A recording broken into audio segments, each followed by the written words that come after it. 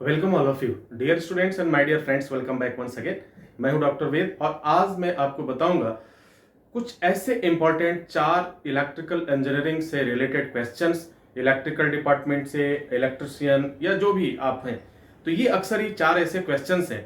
इस क्वेश्चंस में आज मैं वो आपको सीक्रेट और वो तरीका बताने जा रहा हूं जिससे हम कहते हैं बुलेट टाइप आंसर। अक्सर अगर आप बाहर के देशों में जाने की बात करते हैं, इंटरव्यू की बात करते हैं या एग्जाम में राइट करते हैं, तो अगर आप बुलेट टेक्निक के द्वारा आप अपना आंसर देंगे तो वो काफी प्रभाव डालता है और उस टेक्निक से आप अच्छा नंबर प्राप्त कर सकते हैं, इंटरव्यू में पहले बार में सिलेक्शन ले सकते हैं। तो बुलेट टाइप आंसर क्या होता है, 4 क्वेश्चंस के माध्यम से देखेंगे। आज हमारे पास जो क्वेश्चन है वो 4 क्वेश्चन क्या है। पहला क्वेश्चन है, Why are domestic appliances connected in parallel? ठीक है, पहला क्वेश्चन है Why are domestic appliances connected in parallel? जो भी घरेलू उपकरण होते हैं उन्हें पैरेलल में क्यों कनेक्ट किया जाता है, पैरेलल यानी समानांतर क्रम में क्यों जोड़ा जाता है। ठीक है, क्वेश्चन ये है। Question number 2, Why does a cell possess internal resistance? ठीक है, तो ये जो है एक सेल में इंटरनल रेजिस्टेंस क्या है, ठीक है, इसके बारे में इसमें जानेंगे। अगला है, why is Wheatstone circuit cell call bridge. ठीक है, व्हीट स्टोन सर्किट को ब्रिज क्यों कहा जाता है, व्हीट स्टोन सर्किट को ब्रिज क्यों कहा जाता है, ये जानेंगे। सबका मैं बुलेट टाइप स्टाइल आंसर दूंगा जो बिल्कुल एज इट इज आपको समझ में भी आएगा। आप चाहे हिंदी से हो चाहे कोई दिक्कत नहीं है। अगर आपको इंग्लिश थोड़ी आती है, नहीं समझ में आती है, ये हर एक चीज मैं हिंदी में एक्सप्लेन करने वाला हूं, क्योंकि कई लोगों ने मुझसे कहा था कि सर इंग्लिश में होता है हिंदी में, तो मैं लिखता जरूर इंग्लिश में हूं लेकिन आपको एक्सप्लेन हिंदी में कर रहा हूं और बताऊंगा। नेक्स्ट क्वेश्चन होगा number 4, what is the meaning of algebraic sum. Algebraic sum क्या है, अलजेब्रा अलजेब्रिक सम क्या है, तो इसमें पूछा गया है कि व्हाट इज द मीनिंग, यानी अलजेब्रिक सम का अर्थ क्या है, मीनिंग क्या है, ये बता रहा है। 4 क्वेश्चन हमारे पास है, चारों क्वेश्चन आप समझ चुके। पहला क्वेश्चन क्या कह रहा है, why are domestic appliances connected in parallel, यानी जितने भी घरे उपकरण होते हैं, इलेक्ट्रिकल उपकरण होते हैं, उन्हें पैरेलल में क्यों कनेक्ट किया जाता है, इसका रीजन क्या है ये। अगला क्वेश्चन है, why does a cell possess internal resistance. एक सेल में इंटरनल रेजिस्टेंस क्या है या किस तरीके की इसकी उपस्थिति है, इसके बारे में जानेंगे। अगला है, व्हीट स्टोन सर्किट को हम ब्रिज क्यों कहते हैं। अगला क्वेश्चन होगा कि what is the meaning of algebraic sum, algebraic sum का अर्थ क्या है। 4 क्वेश्चन है और चारों क्वेश्चन का बुलेट टाइप आंसर आप देख लीजिए, कुछ इस तरीके से होगा। अगर हम क्वेश्चन नंबर 1 की बात करें तो क्वेश्चन नंबर 1 में कहा गया है कि why are domestic appliances connected in parallel. अगर ये क्वेश्चंस वर्ड सुने रहेंगे आप तो हो सकता है कि अगर आपसे कोई पूछे तो आप समझ जाएंगे कि ये चीज यही है। तो दोनों चीजें आपके लिए काफी फायदेमंद हो रही है, स्पेशली उन लोगों के लिए जो हिंदी मीडियम से हैं। तो इसका जवाब क्या होगा, अगर अप्लायंसेस कोई भी इलेक्ट्रिक आप देख लीजिए, घर में टीवी हो, फ्रीज हो, जो भी हो, आप उनका जो कनेक्शन होता है वो किस में होता है, पैरेलल में होता है, समानांतर क्रम में। 2 तरह की श्रेणी आती है, सीरीज क्रम और समानांतर क्रम। ठीक है, series circuit and parallel circuit. तो सबको हम पैरेलल सर्किट में ही जोड़ते हैं। क्यों, अब इसका मुख्य रीजन क्या है, अगर हम ये कहें कि सेम वोल्टेज, जितने भी हमारे इलेक्ट्रिकल अप्लायंसेज होते हैं उनका क्या होता है, एक निश्चित वोल्ट होता है, और जो हमारे घरों में जो वोल्टेज आते हैं वो क्या होते हैं, वो डिफरेंट होते जाते हैं, वो कुछ ना कुछ फ्लैक्चुएट करते हैं, वो कुछ ना कुछ फ्लैक्चुएट करते हैं। तो अब डिफरेंट पावर्स होते हैं। पहला क्या हो गया, सेम वोल्टेज का इलेक्ट्रिक अप्लायंसेज है। दूसरा डिफरेंट पावर आर अवेलेबल्स। ठीक है, अब उसके बाद ब्रेक सर्किट, अगर break circuit no effect to other circuit, ये बुलेट टाइप आंसर हो गया आपका। यानी सभी इलेक्ट्रिकल, अगर इसका जवाब पैरेलल, सभी डोमेस्टिक अप्लायंसेस पैरेलल सर्किट में इसलिए जोड़े जाते हैं कि सबका अपना अपना अलग एक निश्चित वोल्टेज होता है, लेकिन जो पावर अवेलेबल है वह पावर कहीं ना कहीं डिफरेंट होता है, उसमें अंतर होता है। अगला दूसरा फायदा ये होता है कि पैरेलल में जोड़ने से अगर किसी एक अप्लायंसेस का सर्किट ब्रेक कर गया तो जितनी भी ब्रांच सर्किट है आपकी, जितनी भी घर में, जैसे मान लीजिए कि टीवी आपने जोड़ा हुआ है, जहां से कनेक्शन किया हुआ है, टीवी का कनेक्शन अगर ब्रेक कर गया कहीं पे तो केवल टीवी ही बंद होगा, ऐसा नहीं होगा कि आपका पूरा बंद हो जाए, ठीक है। लेकिन यही अगर सीरीज में अगर कनेक्शन कहीं किया गया है कुछ चीज का, तो अगर एक ब्रेक होता है तो पूरा ब्रांच सर्किट आपकी क्लोज हो जाती है। तो ये बेनिफिट है अलग अलग अप्लायंसेस को चलाने के लिए, अलग तरह का, और उसके अकॉर्डिंग जो वोल्टेज है, इंडिपेंडेंट वोल्टेज देने के लिए हम क्या करते हैं, पैरेलल सर्किट का यूज करते हैं। तो जवाब क्या होगा आपका, सेम वोल्टेज के अप्लायंसेज है, डिफरेंट पावर्स अवेलेबल है, और उसके बाद अगर सर्किट ब्रेक हो जाए तो वही केवल अप्लायंसेस क्या करेगा, काम नहीं करेगा, बाकी सब काम करते रहेंगे। यही वजह है कि जो है पैरेलल सर्किट में जोड़ा जाता है। नॉर्मली जो है 230 वोल्ट की बात होती है, कहीं 230 है, कहीं 210 भी है, कहीं 240 भी है, कहीं 250 भी वोल्ट है। तो डिफरेंट टाइप्स के पावर अवेलेबल है और सबको चाहिए एक निश्चित वोल्टेज चाहिए। तो उसके लिए हम क्या करते हैं, पैरेलल सर्किट का इस्तेमाल कर लेते हैं। आई होप कि समझ गए होंगे। आपको जवाब क्या देना, सेम वोल्टेज के अप्लायंसेज होते हैं, डिफरेंट पावर अवेलेबल है, और ब्रेक सर्किट हो गया तो केवल ब्रांच सर्किट पे कोई असर नहीं पड़ेगा, दूसरे अप्लायंसेज पे कोई असर नहीं पड़ेगा। यही वजह है कि हम क्या करते हैं, पैरेलल में जोड़ते हैं। ठीक है, क्लियर हो गया। अब चलिए नेक्स्ट क्वेश्चन की बात करते हैं। दूसरा क्वेश्चन है, why does a cell possess internal resistance. अब इंटरनल रेजिस्टेंस की बात करें, इंटरनल रेजिस्टेंस के, तो इसमें भी हम कुछ चीजें देखेंगे।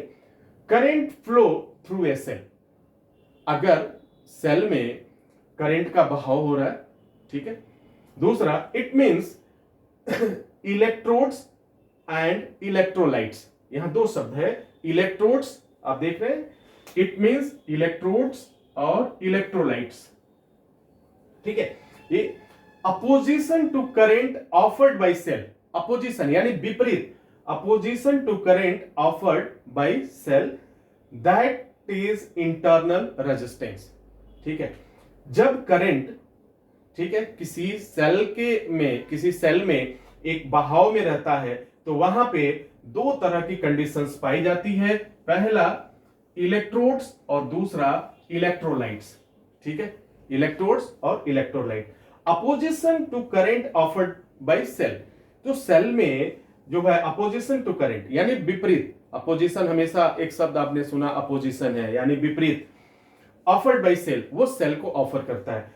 अब क्या है, और इसी ऑफर को, अपोजिशन जो करंट को क्या होता है, opposition to current offered by cell is also known as internal resistance. तो आप सीधा आपका जवाब हो जाएगा कि इसमें इंटरनल रेजिस्टेंस इसलिए कहते हैं कि यहां इलेक्ट्रोड्स और इलेक्ट्रोलाइट्स किसके आगे, opposition to current offered by cell. यही कारण है कि इन सबको हम क्या कहते हैं, इंटरनल रेजिस्टेंस कहते हैं। यानी जब किसी सेल में करंट का फ्लो होता है, जब किसी सेल में करंट का फ्लो होता है तो वहां पे दो चीजें अवेलेबल हो जाती हैं, इलेक्ट्रोड्स और इलेक्ट्रोलाइट, ठीक है। अब ये जब जैसे ही दो प्रेजेंट होती हैं तो हमारा जो है करंट क्या करता है, अपोजिशन डायरेक्शन, तुरंत जो है वो एक सेल ऑफर करता है अपोजिशन डायरेक्शन के लिए, यानी विपरीत दिशा के लिए। और यही पूरी सिस्टम, यह पूरी प्रक्रिया आपका क्या कर देता है, इसे हम इंटरनल रेजिस्टेंस क्या बोलते हैं, इंटरनल रेजिस्टेंस के नाम से जानते हैं या जाना जाता है, ठीक है। तो ये चीज है, अगर आपसे ये पूछा जाए कि इंटरनल रेजिस्टेंस, तो ये दो शब्द जरूर इस्तेमाल करिए, इलेक्ट्रोड्स, इलेक्ट्रोलाइट, ठीक है, और opposition to current offered by cell. अगर इतना करते हैं, इसके बाद बोलते हैं ये पूरी प्रोसेस जो है आपका क्या कहलाती है, जो ये ऑफर होता है विपरीत दिशा का, उसे ही हम इंटरनल रेजिस्टेंस कहते हैं। अब बात करते हैं अगले पॉइंट्स की। Why is Wheatstone circuit called bridge. Wheatstone circuit को हम ब्रिज के नाम से क्यों बुलाते हैं या उसको क्यों जानते हैं, अब इसके लिए हमारे पास है, तो इस क्वेश्चन का आंसर क्या होगा।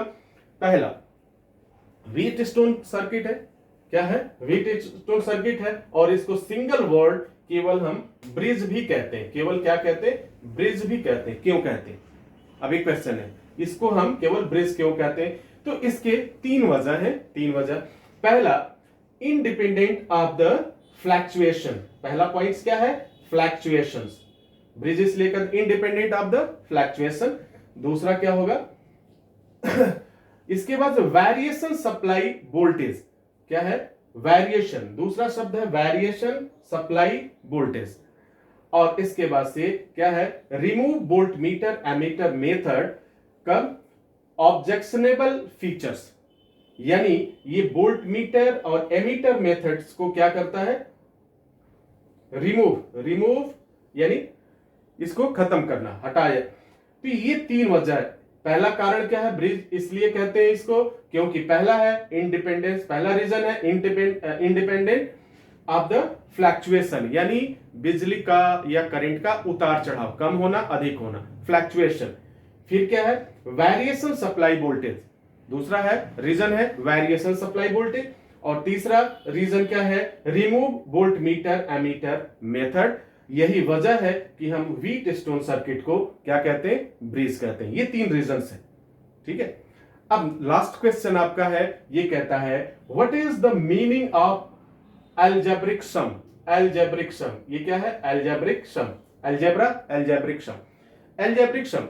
अब एक चीज समझिए, अलजेब्रिक सम को समझने के लिए हम कुछ पॉइंट देते हैं। सपोज यहां पे एक लाइन आप देख रहे हैं, यहां से लाइन क्या, करंट का फ्लो स्टार्ट हो रहा है। तो जहां से करंट का फ्लो स्टार्ट होगा, ठीक है, फिर इसका क्या होगा? करंट जैसे स्टार्ट होगा ये दूर जाएगा, ये फ्लो आगे बढ़ेगा, डायरेक्शन चेंज होगा या जो भी हो, जिस वायर से जिस कंडक्टर से जा रहा है। तो जहां पे ये करंट का फ्लो स्टार्ट हो रहा है तो उसे हम कहते हैं क्या होगा? वहां पॉजिटिव साइन होगा।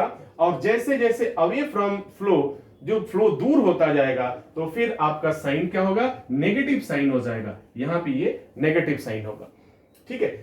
अब देखिए अब इसका मतलब क्या है जी? यहां पे हम क्या कहते हैं? अलजेब्रिक सम की बात हो रही है, यानी अलजेब्रिक सम में दो चीजें इन्वॉल्व है। पहला फ्लो का स्टार्टिंग साइन, और जैसे वो दूर जाता है अवे फ्रॉम फ्लो जैसे फ्लो आपका करंट का जो बहाव है वो दूर होता जाएगा तो वहां पे क्या होगा? नेगेटिव साइन होने लगेगा। अब जब नेगेटिव साइन होगा तो दो कंडीशंस आपके सामने आ जा रहे हैं। पहला कंडीशन है एराइज वोल्टेज, एराइज वोल्टेज, जहां वोल्टेज का उठान हो रहा है या चढ़ाव हो रहा है, एंड फॉल वोल्टेज, जहां वोल्टेज डाउन हो रहा है। यानी इस चीज को हम कुछ इस तरीके से भी समझ सकते हैं।